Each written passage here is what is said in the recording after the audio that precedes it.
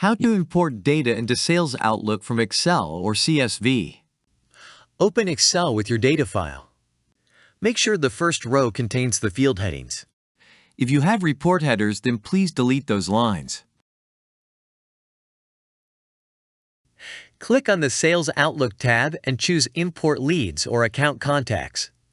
Match the column headings of your data to the corresponding SalesOutlook fields.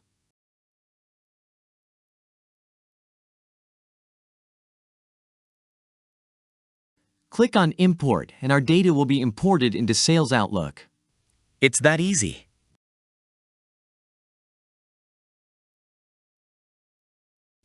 Let's look at importing Outlook contacts from an Outlook Contacts folder.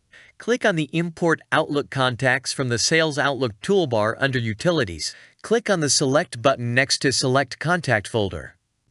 Navigate to the Contacts folder you want to import. Click on Import. It's that easy.